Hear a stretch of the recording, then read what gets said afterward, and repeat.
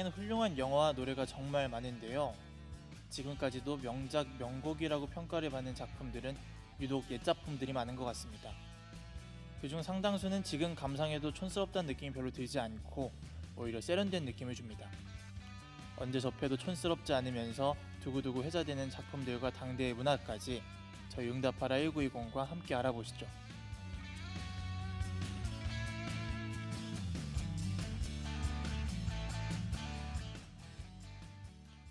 안녕하세요. 전북대학교 학우 여러분.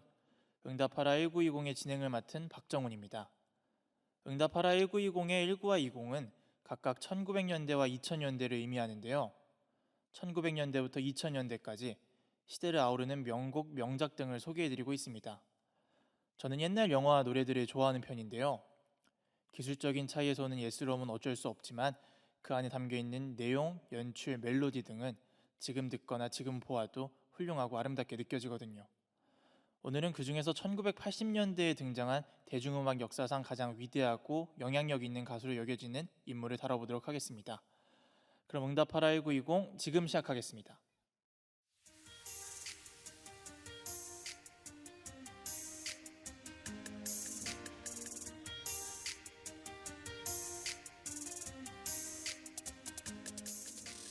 (20세기) 대중문화 그 자체, 예술의 선구자, 역사상 가장 성공한 연예인, 팝의 황제.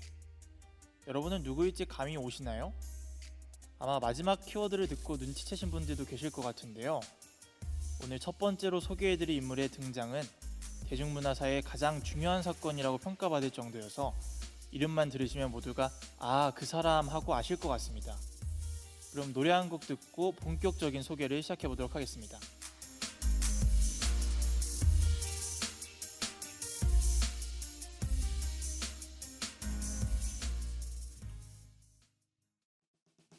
오늘 소개해드릴 이 노래의 주인은 바로 팝의 황제 마이클 잭슨입니다. 마이클 잭슨은 1958년 가난한 흑인 집안에서 태어났는데요. 많은 팝스타들이 그랬듯이 마이클 잭슨도 음악을 자주 접할 수밖에 없는 환경에서 자랐습니다. 특이한 점이 있다면 아주 어린 나이에 모두가 알아볼 만한 재능을 보여주었다는 것이었죠. 1965년 7살의 어린 나이에 가족 밴드였던 잭슨5의 메인 보컬을 담당했다는 것이 이를 증명해 주는데요. 그는 10대가 되자마자 엄청난 기록들을 써내려가기 시작했습니다. 한 해에만 4곡이 빌보드 차트 1위를 기록하고 최연소 빌보드 차트 1위로 기네스북에 등재되는 등 흑인 비틀즈라고 불릴 정도로 잭슨5의 인기는 엄청났습니다. 그 중에서도 메인 보컬이었던 마이클 잭슨은 늘 관심의 대상이었는데요. 계속해서 높아져만 가는 그의 인기와는 다르게 잭슨5는 1971년 발매한 밴 이후로 이전과 같은 기세를 보여주지 못했습니다. 그리고 이전의 기록과 인기에 만족하기엔 마이클 잭슨의 야망은 너무나도 컸습니다. 그렇게 그는 본격적인 솔로 활동을 시작하게 되는데요. 노래 한 곡 듣고 남은 이야기 이어가 보도록 하겠습니다. 잭슨5의 마지막 1위 곡 밴 듣고 오겠습니다. 잭슨5의 밴 듣고 왔습니다. 잭슨5 활동을 통해 1970년대를 보낸 그는 막 성인이 되었을 무렵인 1979년 이런 메모를 작성했는데요. MJ는 내 새로운 이름이 될 것이고 난 더 이상 마이클 잭슨이 아니다. 난 새로운 인격체와 새로운 모습, 완전히 다른 사람이 되어야 하며 잭슨5 시절의 꼬마로 내버려두지 않을 것이다. 전 세계를 놀라게 할 가수, 댄서, 배우가 될 것이다. 이렇게 말이죠. 그의 야망을 엿볼 수 있는 대목인 것 같습니다. 그렇게 1980년대에 들어선 그는 솔로로 등장함과 동시에 성공적인 커리어를 이어갔습니다. 첫 솔로 앨범에서 곧바로 2곡을 빌보드 차트 1위에 올려놓았고 이어 남은 곡들도 차트에 진입에 성공하며 4개의 싱글이 탑10을 기록하는 등 마이클 잭슨은 당시 솔로 가수로서는 최고 기록을 갈아치우며 강렬하게 등장했습니다. 그리고 음악의 판도가 바뀌기 시작했죠. 롤링스톤은 이를 두고 우리가 알고 있는 현대 팝을 발견했다라고 표현했습니다. 하지만 이런 극찬과는 다르게 그는 흑인이라는 이유로 잡지 표지 모델 거절, 수상 실패 등의 차별을 당했는데요. 그는 이런 것에 좌절하지 않았습니다. 오히려 자신을 무시할 수 없는, 자신에게 인터뷰 한 번만 하게 해달라고 매달리게 할 앨범을 만들겠다고 다짐하게 되죠. 그리고 1982년 발표된 노래는 세상을 바꾸게 됩니다. 바로 스릴러라는 노래인데요. 9개 국가에서 1위를 차지하고 매주 100만 장씩 팔릴 정도의 인기를 누렸습니다. 또한 흑인 가수 최초로 뮤직비디오가 주요 시간대에 방영되고 빌보드 차트에서 37주간 1위를 유지하는 등 온갖 신기록들을 세웠죠. 우리가 문워크로 잘 알고 있는 춤의 노래인 빌리진도 이 앨범의 수록곡입니다. 이렇게 수많은 명곡을 발표해낸 마이클 잭슨은 대중음악을 이끌어가기 시작했는데요. 그는 취향과 스타일, 장르, 그리고 인종의 한계를 넘은 최초의 슈퍼스타가 되었습니다. 이쯤에서 노래 듣고 오겠습니다. 세계를 바꾼 음악 스릴러 듣고 오겠습니다. 마이클 잭슨의 스릴러 듣고 왔습니다. 이 노래는 훗날의 흑인 음악가들이 인정받을 수 있는 길을 만들어 주었고, 앨범은 미국인들의 생필품처럼 인식되는 등 대중음악 선구자의 등장을 알렸습니다. 그는 음악을 통해 사회의 분위기와 인식을 바꿔놓으며 문화와 사회에 모두 엄청난 영향력을 주었고 세계에서 가장 영향력 있는 사람이 되었습니다. 그리고 그만큼 많은 루머와 가십에 시달리기도 했는데요. 그렇게 터무니없는 루머들로 인해 괴짜라는 이미지가 그에게 씌워졌고 이후 발매된 앨범들이 제대로 평가를 받지도 못하기도 했습니다. 하지만 그는 당장의 인기를 얻는 데에 급급하지 않았고 완벽을 추구하며 오랜 기간 앨범을 발매하지 않았는데요. 그렇게 1991년 긴 공백을 뚫고 데인저러스를 발표했습니다.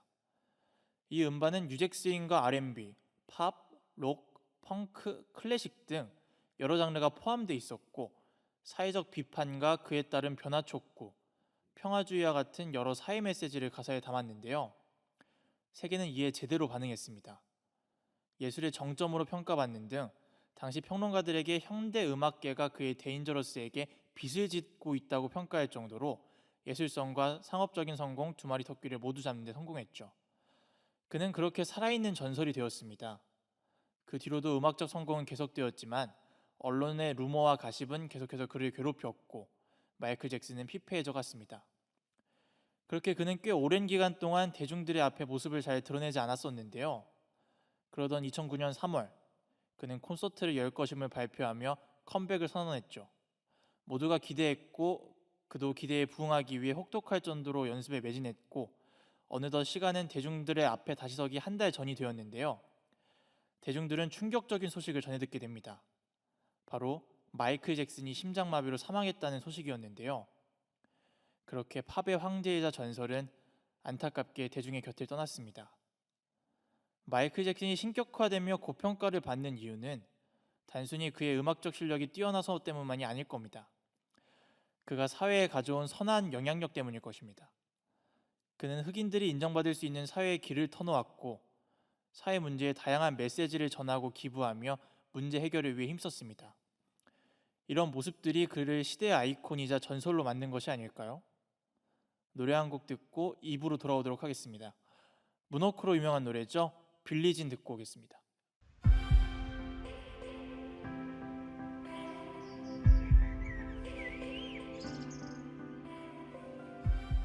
현재 시각 6시 34분 여러분은 응답하라 1920과 함께하고 계십니다. 이어지는 2부에서는 1980년대 우리나라의 문화의 모습을 잘 담아내고 있는 드라마에 대해 다뤄보도록 하겠습니다.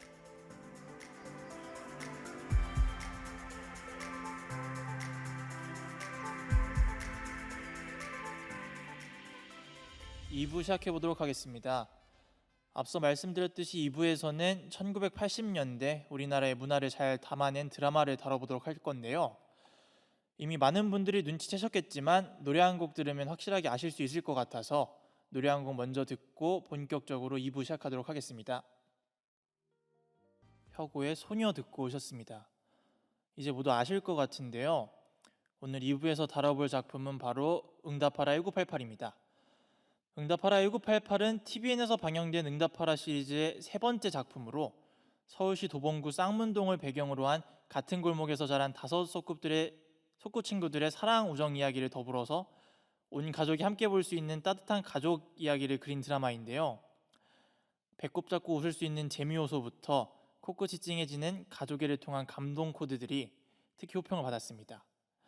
또한 지강원 탈주 사건, 내규의 도청장치 방송사고, 대학생 시위 등 1980년대 말에 일어났던 실제 사건들과 1988년 서울올림픽, 1988년 대학가요제, 당시 인기 있던 연예인이나 식품 등 1980년대 말의 문화까지 모두 살펴볼 수 있었습니다. 또한 방영 당시 인기가 엄청나서 당시의 유행곡들을 리메이크한 OST들이 차트를 장악하고 당시 유행어들이 다시 한번 유행하기도 했었는데요. 극중 주인공들이 인사를 할 때 유머 1번지라는 프로그램의 유행어였던 아이고 김 사장 반갑구만 반가워요를 따라하는 것이나 캐비다라는 표현을 따라하는 것을 어렵지 않게 볼 수 있었습니다.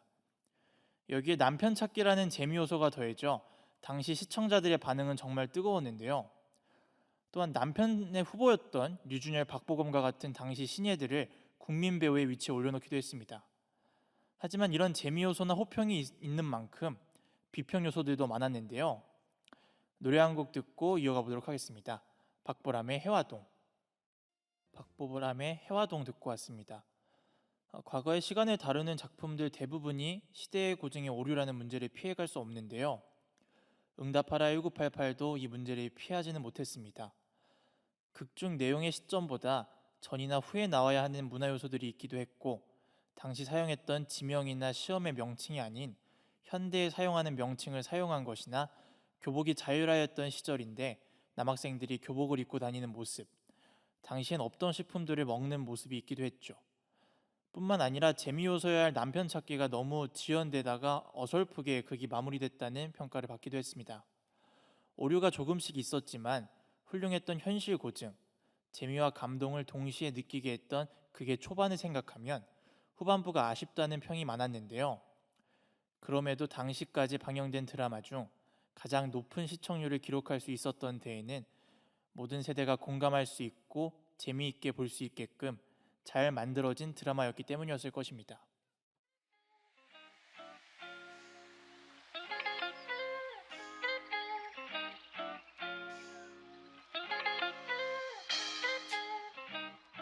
오늘은 팝의 황제 마이클 잭슨과 1980년대 말의 문화를 잘 담고 있는 응답하라 1988에 대해 알아보았습니다.